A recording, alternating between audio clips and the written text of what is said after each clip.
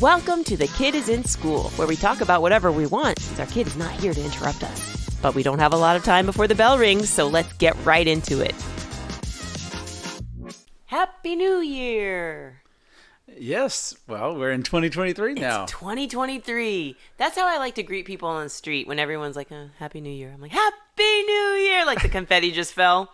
It's more fun that way. Well, what scares them is that you also have the popper. Yeah. Pah! I should probably stop doing that to folks. Yeah. I notice that you and I did not spend New Year's Eve together. You were working, and I have my annual appointment on the couch with pizza. Yes. Well, New Year's Eve is one of those times that stand-up comedians, we get called to do shows, and I was Funny Bones sold out shows. So congratulations. Thanks. Two sold out shows. Albany. So yes, and that happens. The comedians, we have weird hours, essentially. It's true. You performed on Christmas Eve this year. I know, which I'm always a little hesitant to take those type of gigs because it was in someone's living room. Oh, no. And I wish I could say this was the first time I've ever done that. But I've performed many times in people's living rooms. Everyone should have a Luke there in their home. That's how you're becoming a household name, by just visiting each household. I'm literally a household name individually. Mm-hmm. I'm like a door-to-door salesman, except for comedy. Do you have a me in your house yet? Would you guys like to hear some jokes? So it's people, for some reason, people want to occasionally have comedians in their home for certain events. You and I have done somebody's birthday party in their living room. Thanksgiving, at their family gathering. The food at which was amazing. Which, occasionally we get that too. There are sometimes perks of doing things in people's homes. Mm-hmm. One is oftentimes if they have a great spread of food, they might offer you some.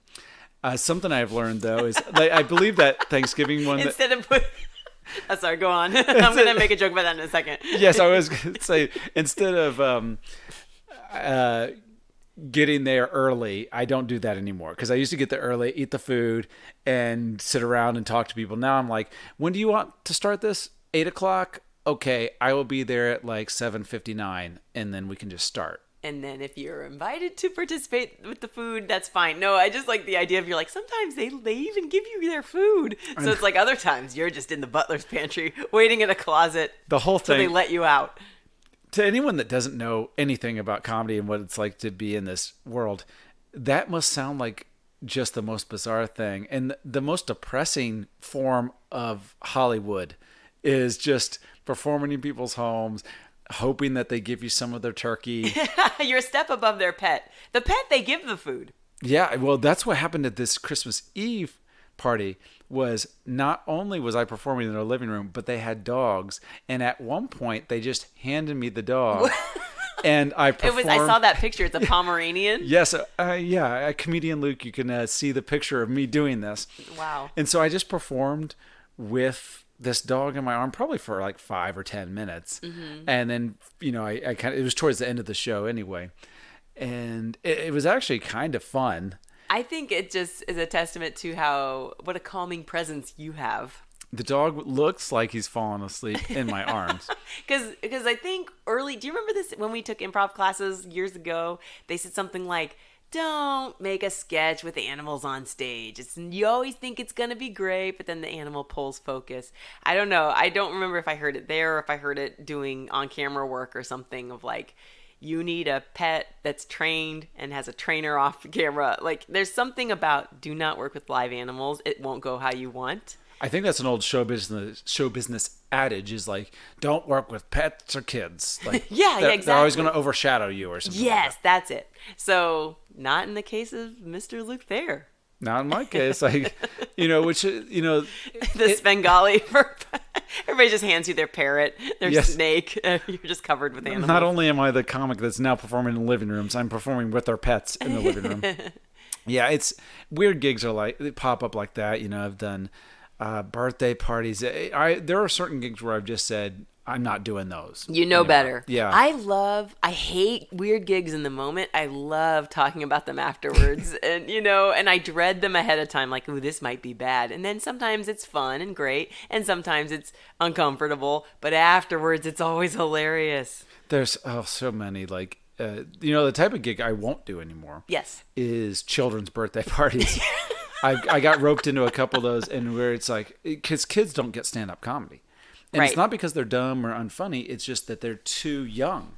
So you have to be pretty much at least high school age before you're really going to start understanding stand-up comedy. There's the occasional weird kid that's like 12 and like, I'm very into stand-up comedy. I did a bar mitzvah for some family where the kid was... Oh, yes. I was there. Wait, no, I did a different one. Sorry, go ahead. Not on this one. You were on this one because this one was a kid that was very into stand-up comedy. Somehow he had gotten a hold of my videos and really liked me, and they were like, he's a big fan of yours, which I don't even believe in fans of. First of all, like that, You're the only one he knows. I'm very opposed to the term fan because you know me, you've seen me before perform. They try to do this whole Las Vegas theme. That's fun. Yeah, and it was horrendous. It literally turned into all the parents ignoring me. Okay. And all of the kids just kind of rushing the stage. Oh, dear. And not in a bad way, but they were more of just jumping, like I was Barney.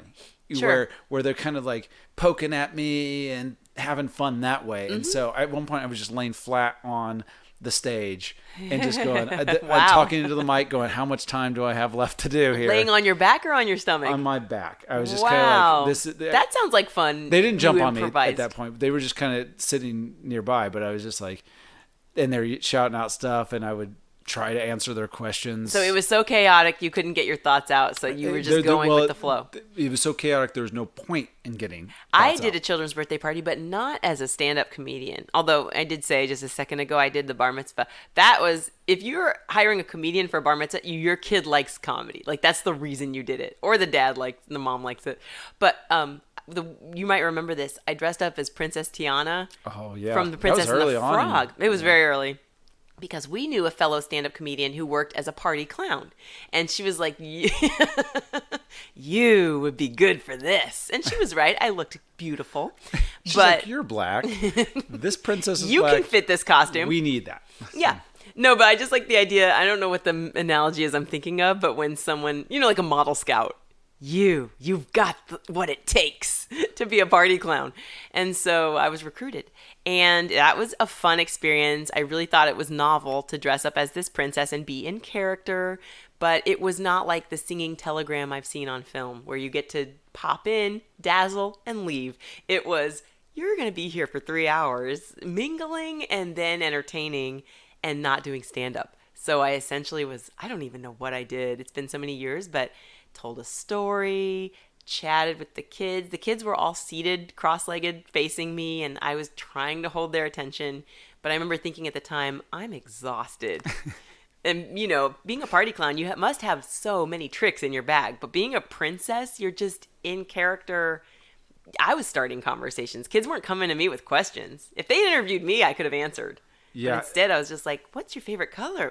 Ooh, mine too. And that's what a kid's party needs. Mm-hmm. Any kid that's younger than, high school age pretty much, middle school is a different thing. Middle school shouldn't have any entertainment. They just should. Unless you just come on stage with a fart machine. Yes, it should be no adults. You guys just go play the Nintendo Switch or something like that and play music. Because they don't want the adults, they don't want the kid stuff either. Mm-hmm. But for kids that are elementary school age, it really needs to be face painting.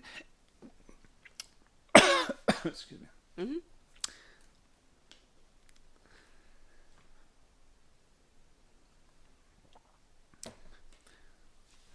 So for kids that are elementary age, it really needs to be face painting, songs. It needs to be fun, silly stuff that you would see on Nickelodeon or Nick Jr.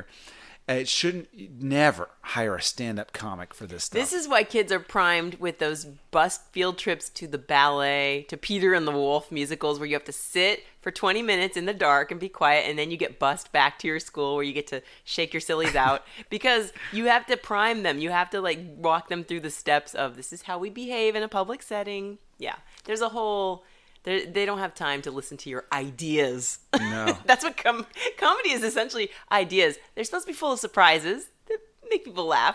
But if the kid misses the surprise part of it, it's just kind of like, why is this man talking so much? I know, and they don't understand the structure of stand-up comedy. So it just sounds like a speech to them, I think. Mm-hmm. It just sounds like you would have as much luck getting through to an elementary kid in trying to make them laugh, an elementary school age kid, by just turning a TED Talk on. You're taking me back to my very first performance in Indianapolis at Crackers Comedy Club. I thought to myself, what jokes will I write? Well, I'll just write a funny speech. Like, I framed it that way. I was 20, 21.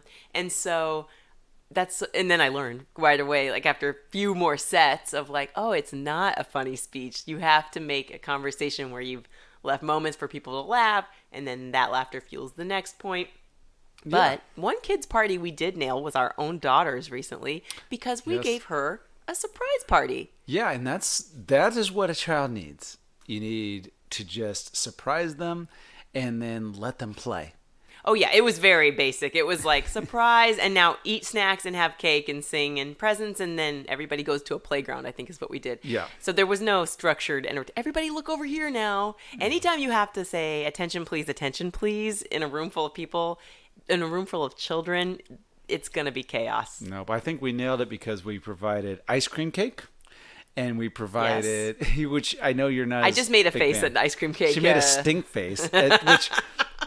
We're going to have a big divide on this. Just finish your sentence. No, well, when you do something like this to ice cream cake, you disrespect it that way. We got to then make an aside to this. The ice cream is not the cake, ladies and gentlemen. No, it's in the cake shape. The ice cream is on side. The cake is the standout. No. When ice cream decided to take cake's place, the audacity. No, and to be honest, I don't think this is the particular type of ice cream cake that I like because there's cake in it.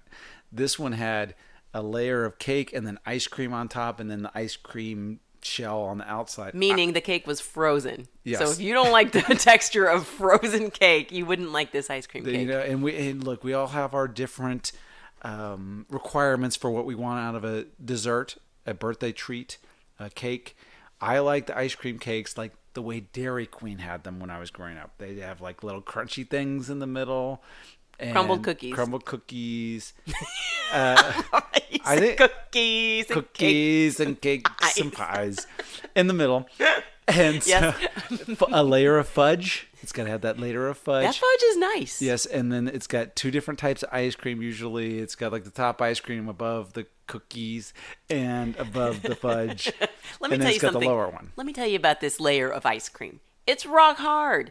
Unless you let it get soft, and then it's a mess. It's a landslide. All right, ice cream needs to be scooped. That's why that smart person invented an ice cream scoop, and you put it in a bowl, and then you've got a matter of 2 minutes to consume it.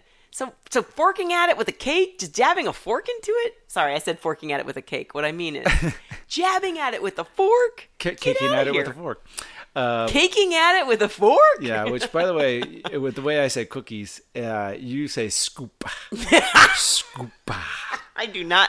The way... Roll that back. That smart man that invented the scoop. This is like when kids are whining and they add extra syllables at the end, like, why ya? I was thinking like Al Pacino. Scoopa. That's how his, what is the name of that movie?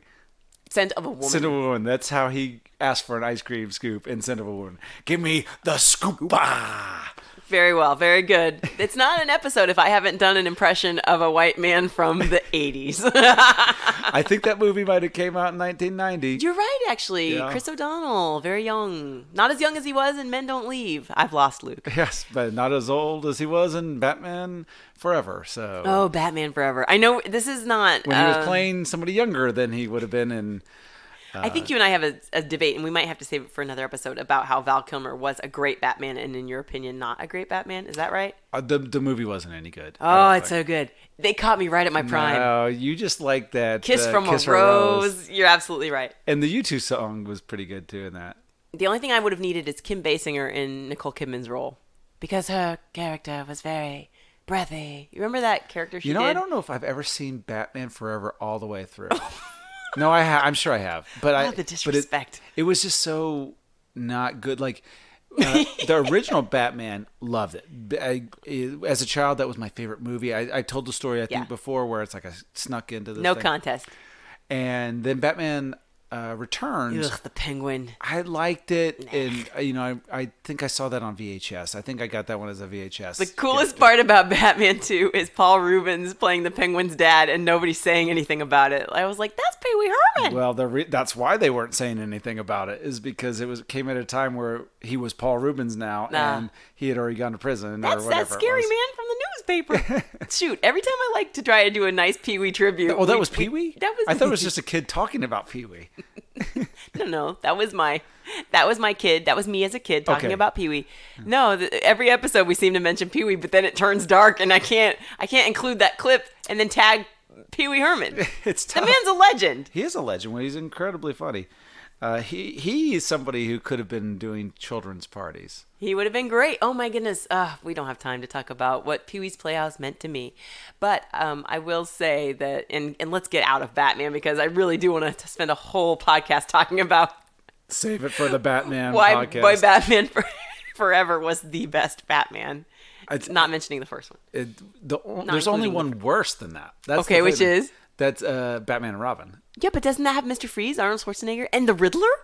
Riddler is in Batman Forever. That's why it was the best. Oh my goodness. Okay, fine. But the one with George Clooney, I do not remember very well. That's Poison Ivy with Uma Thurman, right? Yeah, and in Mr. Freeze, Arnold Schwarzenegger. Oh yeah, because Tommy Lee Jones was Two-Face in the one Batman Forever. Yes. This is where our friend Aubrey, who listens regularly, would dive in, because he's got the media facts. Like, he knows every movie. He's a little bit like me, where we have obscure quotes from movies that we know what we're talking about. He wants to be part of this conversation. He's part of it. Yeah, it's...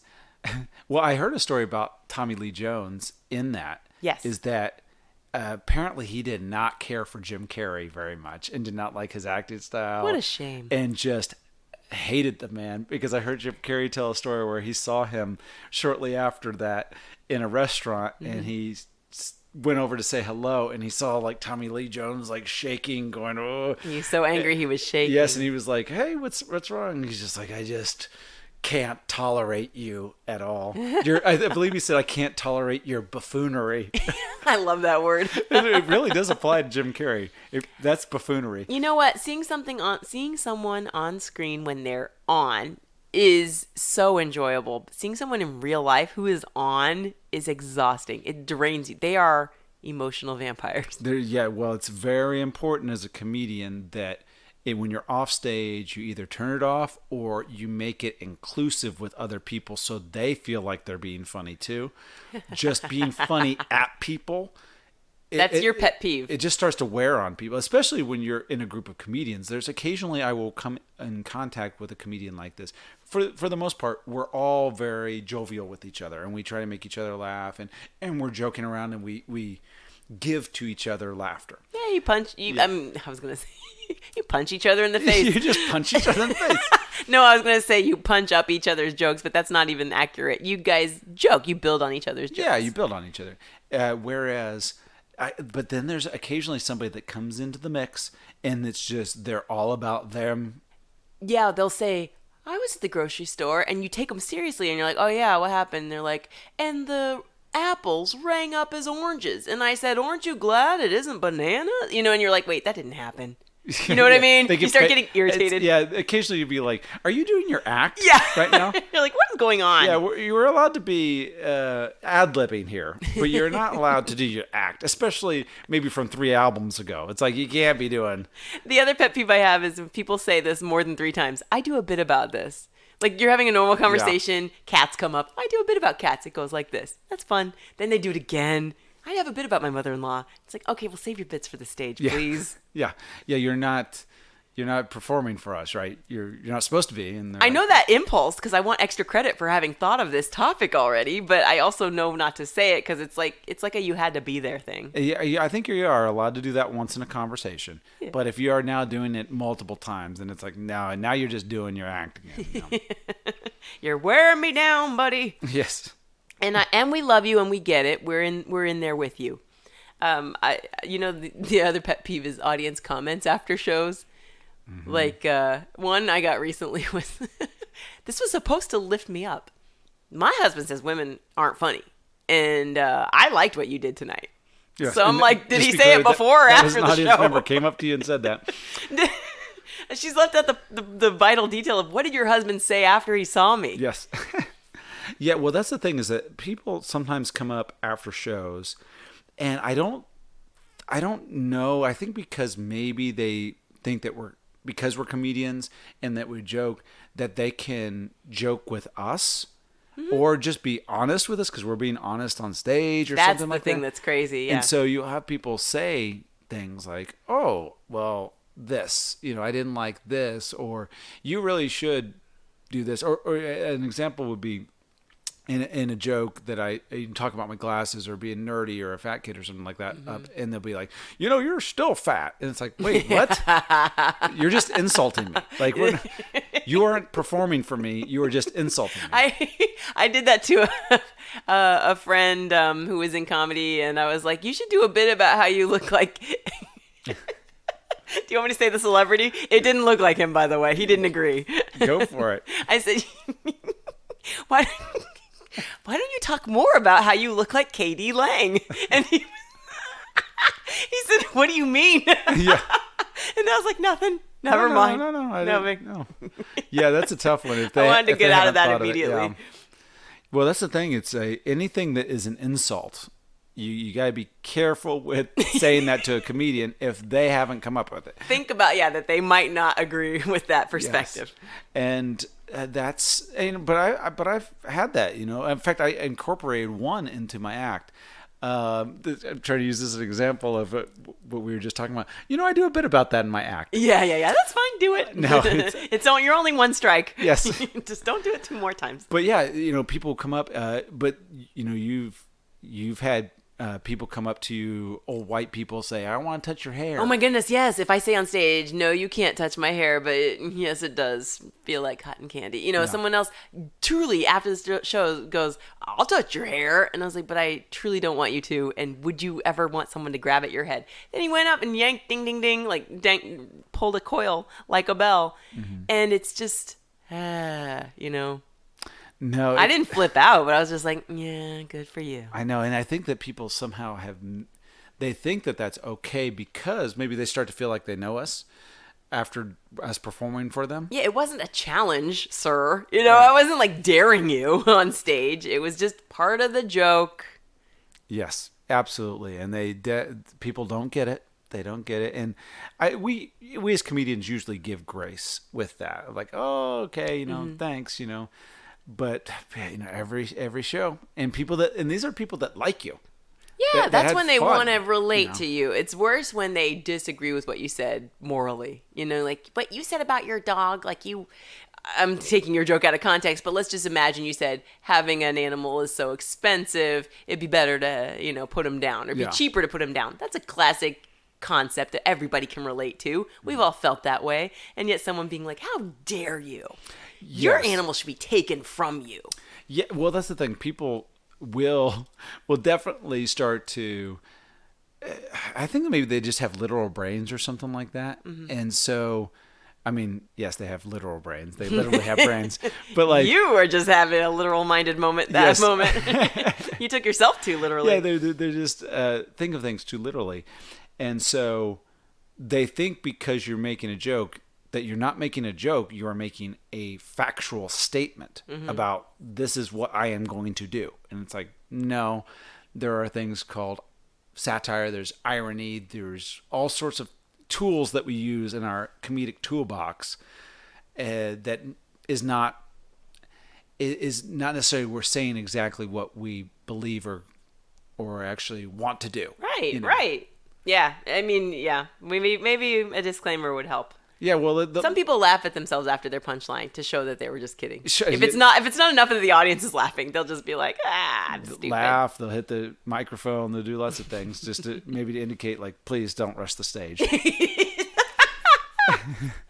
Please don't slap me. But we talked about ice cream cake. The ice cream cake, in my opinion, is not ice cream of the future. In fact, if I'm borrowing that actual trademark phrase, there is only one ice cream of the future, Dippin' Dots. You know, that kind of, it's not freeze dried, but it's called, what's that scientific, here we go with us and science. But, nitrous oxide, I believe, is that it? Is that how they do it? Liquid nitrogen. Excuse Liquid me, nitrogen. everybody. Nitrous oxide? You mean, so they take the ice cream to the dentist. They put the mask on the ice cream. The ice cream gets very loopy. Yeah, liquid nitrogen is what made ice cream cool. And then when I was a kid, to me, the ice cream of the future was astronaut ice cream that we got at the Children's Museum. See, that doesn't feel like ice cream to me at all. That is... It's an imposter. It's the same texture as those freeze-dried marshmallows that they put in cereal that I just absolutely hate. I never thought about that, but you're right. The texture when you bite down... It is like a little like styrofoam. If you ever accidentally bit styrofoam or intentionally bit styrofoam as a child, I'm having that moment when you bite something like that and you hate the feeling in your mouth. I'm having like it's that giving you vein goosebumps. pop out in my forehead. Just going, oh, I hate this. The vein is popping out. The hair is on the back of the neck. I liked it. It was a little different than the marshmallows because it melts in your mouth. Are you kidding me? Wow. Our dog was so upset with Luke for insulting Lucky Charms. He came in and swore at him. He said, don't you dare talk about marshmallows that way. They're bad, buddy. They're bad. Oh, don't. I don't know what our dog thinks he's seeing. Maybe he's losing his eyesight. Maybe he heard the joke about putting your dog down. That would have been perfect if he had run into the living room. This is why we will eventually videotape this podcast so you can see the shenanigans. Wow, maybe he's our producer and he was saying, you're going too far, Luke. Too far. Yes, he definitely looked like he had a flashback there and was ready to take me out. He looked at you like, you say that again to my face. Yeah. That's the bark he just gave you. No, my idea for the ice cream of the future, do you want to hear it? Mm-hmm. Is one that does not give me gas. Oh, because you're lactose intolerant. That's right. I don't tolerate it. Don't they have that? Don't they have that's the ice cream of the present. It's like soy ice cream. And you're right. There are plant-based ice creams, but this is my problem with plant-based ice cream. It doesn't have the richness. I don't know what it's going to take. Maybe more coconut oil. Nope, because I don't like coconut flavor in my plant-based ice cream. Mm-hmm. The closest one that's come is oat, but the texture is so fluffy. I was actually trying to explain this to you before, and I said it's like if you know how a hippo eats a watermelon, they can crunch down on it, but if they crunch down on like a bush, they're just getting like a hedge. They're just getting leaf, and you go, you can't do a plant-based ice cream analogy and make it just more plants. I mean, you lose me in the. I feel like I'm not seeing the forest for the trees. Yeah. In this. Did I lose you at hippo? Yes. You can't picture. You ever seen those internet hippos eating watermelon all the time? But I would like credit for the forest and the trees being another plant-based. Oh, nice. Yes. I missed that. It's. I didn't see the forest for the tree of your joke. I think that what those plant-based ice creams are missing, yes, is the cream. Yeah. And so taking out that is you can't have ice cream without the cream. But you're a science guy to an extent. So don't you find it cool when someone says, well, cream is made of these molecules? I don't know. Why am I doing this to myself? I don't know if I've ever heard a scientist say that. Cream is made of these molecules. We don't have I got to go on Star Talk and talk to Neil deGrasse Tyson. Yeah, you love Star Talk. So it's the creams. same concept. If Neil deGrasse Tyson said, well, cream is actually just made up of these components, and you can duplicate these components because it all boils down to peptides and neutrons. I wonder if anything is boiled down to peptides and neutrons. Is there anything that's boiled down to just those two things? My daughter thinks I'm a genius, okay, because I will BS anything if she has a question for it. I remember when she asked me what are magnets, how do magnets work? And of course, I'm thinking of like that Insane Clown Posse question of like magnets, how do they work? I don't know that reference. It became a meme that was just one of their lyrics, throwaway lyrics, but people were like, we literally know how they work. But I didn't know how to like speak to it in the moment. So I was like, electrons and ions, and they dance around each other, and you go to school and tell me the rest. Wow. Yeah, she's definitely going to be correcting us very soon. When they repel, when magnets repel, I tell her there's a marshmallow in there. I said, do you see the invisible marshmallow? Because that's how I understood it as a child. How could she see it? It's invisible. I mean, I'm not stupid. I am just... I like that qualifier after you said there's a invisible marshmallow in between. I don't think that I'm stupid. I know my areas of expertise and my deficient areas. I just love to fill the gaps of my deficient areas. Like I like to vamp. I like to guess. And that's not knowledge. But it is fun. Yes, that's not knowledge to just guess. You're correct. That's the opposite of knowledge is to guess. Because I'll say, I don't know. And she'll say, what do you think it is? And I'm like, well, thank you. And then I take a microphone and I start in. Oh, funny that you should ask. Yeah. I happen to have a prepared guess. What do I think it is? So meat substitutes. Is that where you were going with this? We started out with why plant-based ice cream. I don't want any of those fake things. Yeah, right. I saw vegan jerky in a local bodega, and I thought, well, what on earth? Even if it seems like that's really, you know what I mean? Yes, it's really. I was perplexed. Well, because jerky is barely meat anyway. So if you leave out the hardly there meat, what do you have? And you said, I think at the time, everything that holds the meat together. Yeah. So it's like, I don't know, candy? It's just a gummy? Look, all the fake stuff, it's really, to me, it's like, I just don't want it if you can't make something exactly the same.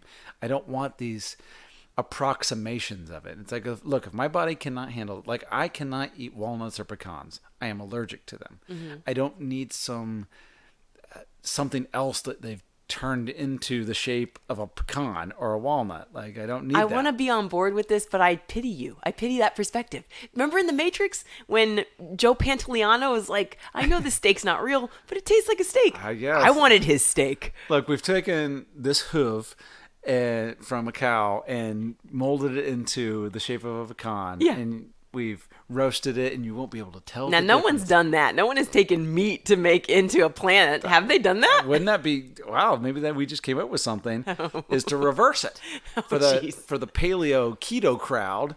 We are now taking meat and turning it into other items.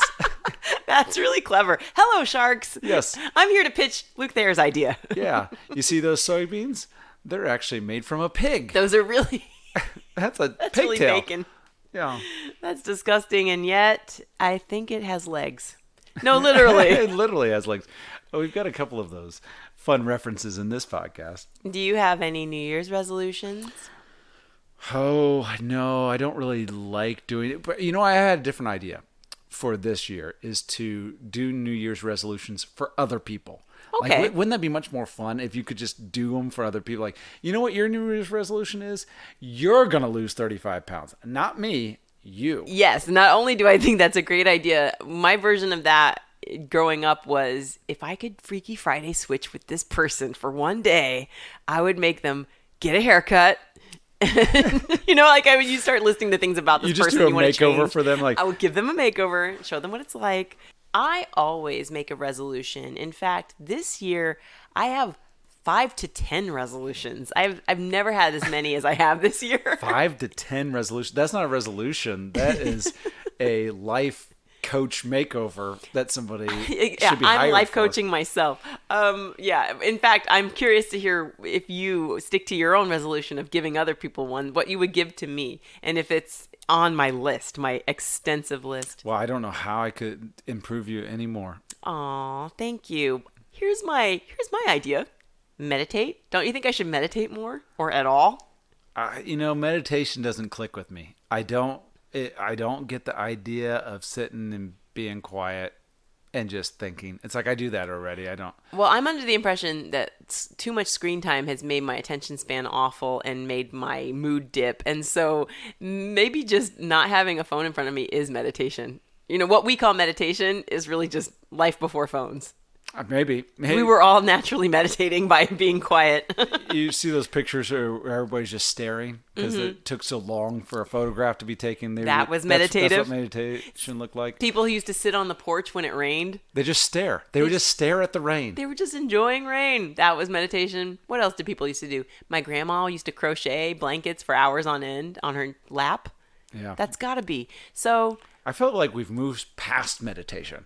Like, as a society, we don't have to just sit and stare at the rain anymore. yeah, I mean, it sounds dull, but I don't know. Right now, it seems... You know, the worst thing that people could do is put, like, rain on their TV set and stare at that, or those fireplace things. It's like, what are you doing? They do that with the Calm app, and you're right. It's counterintuitive in my opinion. Because there's an app that allows you to pick different nature settings, and no, you're right. But just go in nature if you're going to do that. But I do like that Yule log at Christmas time. I'll put that crackling fire on. Crackling fireplace. The crackling Yule log. You can't feel it. You can't smell it. They don't have a crackling Duralog, though, did they? I don't think so. Yeah, I don't know. Like, the meditation, too, like... is there others like besides meditation? Okay, so I want to meditate. I want to drink more water. Ugh, that one's the boringest of all. But I do. I need to drink more water. You're saying you want to be hydrated this year, and yeah, not dehydrated. I would like to know. All my internal organs look like raisins right now, and I'd like to change that. I need better sleep. I need to move my body in a purposeful way. Now you've said this to me before. You're like, you stay in shape by like nervously buzzing about the house.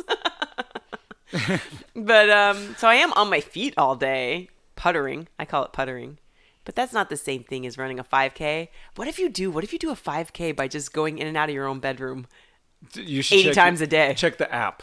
And see how many footsteps you've had today. Yeah, I need it's a Fitbit. All been in the same space. Maybe I have run a 5K already. I didn't know it. I know there's a story that I heard about Michael Jackson that he had a dance floor in one of his rooms in his mansion. He could lean at an angle and never fall down in that dance floor. No, go ahead. He just had spun so many times in the same spot that it had worn down the wood in one spot. Yeah. Which I don't know why he wasn't spinning all over the place, but I guess he was just working on his spins. I bet that spot made it easier to spin. Maybe, yeah. It was like, it looked like a top. Like it had a little point at the bottom. Mm-hmm. That's funny. That reminds me of a dog chasing its tail, though. Yeah. Michael, stop. Michael, come on now. Gotta get it right. Gotta get it right. Yeah.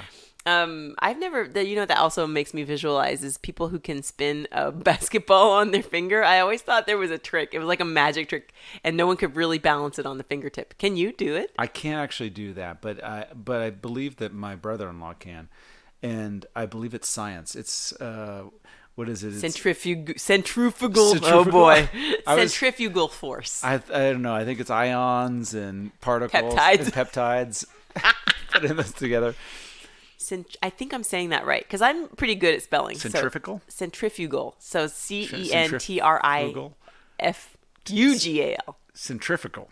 Centrifugal force. Centrifugal. Okay. Look, if you want science, go to Star Talk. Oh my gosh. I don't know why we get tripped up on that. Look, I'm not good with words. I'll be honest. For a stand-up comedian, I mess up words all the time. You do have one of my favorite mess-ups, which is you say pentacle instead of pinnacle. Pentacle. I believe that's like... It's like you're mixing pentultimate. It's a combination or pentagram. Of pentagram and pinnacle. And pinnacle. Or pinnacle. Tentacle. It's a... Tentacle. That is what you're doing. You're mixing pentagon and tentacle. Yes. For the pinnacle of something. Yeah, so it's kind of like an octopus that only has 5 legs. 5 tentacles. That's a good one. I'm sure I do one too, but I can't think of it. Nor would I admit to it. Now, I feel like we've got, 3 or 4 of your resolutions? I went to Georgetown. I don't know if anyone knew that. I'm supposed to mention this in every episode, because I do it in every other podcast I'm on. That is part of your New Year's resolutions. That was the next one. Please incorporate Georgetown. And the reason is I want every dollar I spent to come back to me. I need it to, the cachet that this school is supposed to provide its graduates. I'd like some of that to come my way. John Mulaney went there. Nick Kroll. Mike Birbiglia. Abby Crutchfield. It's the Mount Rushmore of Georgetown comedians. Oh, you've added one too many. Now I got bumped off. Oh, that's true. I guess if we're going to just do that. Yeah. So other resolutions. Gosh, it's so funny to actually blank on these because if I'm just like on my own, I'm like, oh, I should do that too. I would don't say know if that's a resolution to just go, I think I should do that. I think a resolution is something that you put into practice. Like, I am now going to actively work on it. I don't think it's a wish. no. Well, that's news to me. Yeah. I just thought you blow out a candle. I had a daydream. You say it quietly. I hope someday that I will get some more sleep and drink some water. Yeah. Resolution is like, I've now set up every single day I am going to be drinking, 8 glasses of water. Ooh, look at Mr. Atomic Habits. That's why I don't make resolutions. That's why I'm making them for other people. You are going to drink 8 glasses of water a day. You're fully aware of your limitations. And yeah, that's the other thing about you and your resolution for others. How are you going to help them enforce that? Because that sounds like more work. To want something for someone. Well, if it's the way all resolutions work, nobody enforces them anyway. Nobody enforces them on themselves. They go about a week and then they Yes. give up immediately. So that's probably what happened if I was enforcing it for them. Like, Do you care Did if you I drink your water? Nope. All right. Well, it's January 14th. Who cares? Yeah, you tried. This is the point where even gyms will say that. They're like, we have a period where everybody just loses their membership, so we only offer the discount up to that point. Yeah. Because this is when people fall off. I think it's February. But yeah, I'm looking into one of those apps that talks about your mental perspective regarding food instead of simply, this is a app that buzzes and reminds you to eat broccoli every day. I need the app that would just hypnotize me and make chocolate not taste good. I don't need to learn about my psychology with chocolate. I just need to undo it. have like a taste aversion to it. Wouldn't that be so nice if hypnosis worked that way? Or at all. That would be all of my resolutions. They say, well, hypnosis, I think, is meditation. I think when people talk about modern meditation, they say just put your mind in a dreamlike state, and then you've given yourself a break that you need. And I think that's hypnosis. Yeah, I feel like I'm going into a meditative state hearing about what meditation is. I'm going to change your mind. Look at this watch. Follow it closely. Thanks for joining us today. If you had a great time, let us know on social. Follow Kid is in School on Twitter and The Kid is in School on Instagram. Subscribe so you don't miss our next episode. Be sure to throw us one of those 5-star ratings and share with your friends. Oh, and do it quickly before the kid gets home.